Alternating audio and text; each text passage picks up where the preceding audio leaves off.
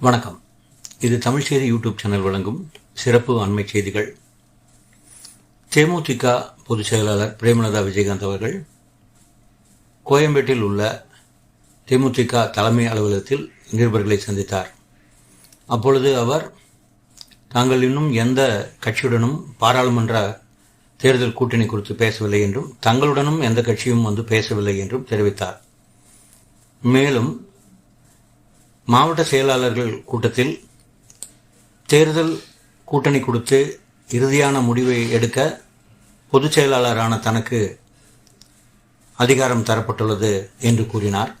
மேலும் பெரும்பாலான மாவட்ட நிர்வாகிகள் தனியாக களம் காண விருப்பம் தெரிவித்ததாகவும், இல்லை என்றால் அதிகமான இடங்களை கொடுக்கிற கூட்டணியுடன் தங்களுடைய கட்சி கூட்டணி காண வேண்டும் என்ற விருப்பத்தையும் தெரிவித்தார்கள் என்றும் அவர் கூறினார்.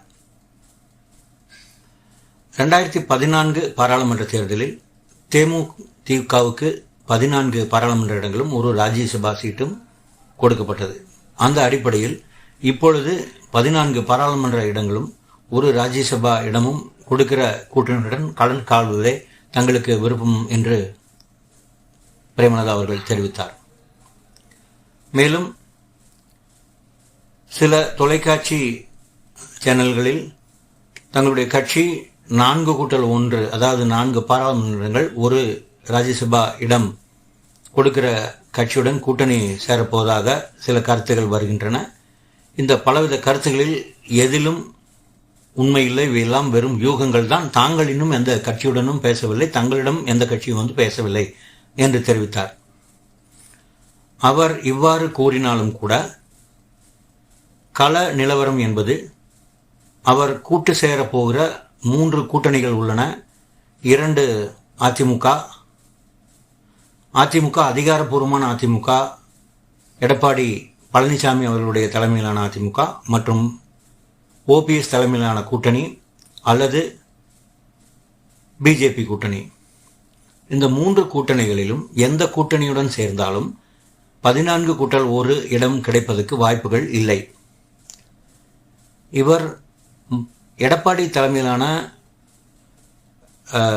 அதிமுகவுடன் கூட்டணி சேர்ந்தால் 7+1 ஆகிய இடங்கள் கொடுக்கப்படலாம். அப்பொழுது அவர் வாக்குகள் பெறுவதற்கு வாய்ப்புகள் அதிகமாக இருக்கிறது. ஆனால் மற்ற கூட்டணியில், குறிப்பாக பிஜேபி கூட்டணியில் சேர்ந்தால் வாக்குகள் பெறுவதற்கான வாய்ப்புகள் குறைவு என்று அரசியல் நோக்கர்கள் கருத்து தெரிவிக்கிறார்கள். ஆனாலும் தமிழ் செய்தி ஆகிய நாம் சொல்வது என்னவென்றால், நீண்ட காலமாக தனித்து களம் காண வேண்டும் என்று அவர்கள் சொல்லி வந்தாலும் கூட இப்பொழுது தனித்து ஏறக்குறைய 40 இடங்களிலும், தமிழகத்தில் 39 இடங்களிலும், பாண்டிச்சேரியில் ஒரு இடமும் சேர்த்து 40 இடங்களிலும் தனியாக களம் கண்டால் தேமுதிகவினுடைய பலம் என்னவென்று நிச்சயமாக நாம் தெரிந்து கொள்ளலாம். தங்களுடைய பலத்தை அடுத்தவர்களுக்கும் நாம் நிரூபிப்பதற்கு இது ஒரு ஏதுவான சமயமாக இருக்கும் என்று நாம் கருதுகிறோம்.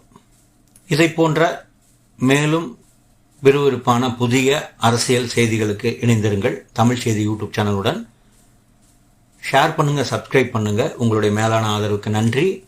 வணக்கம்.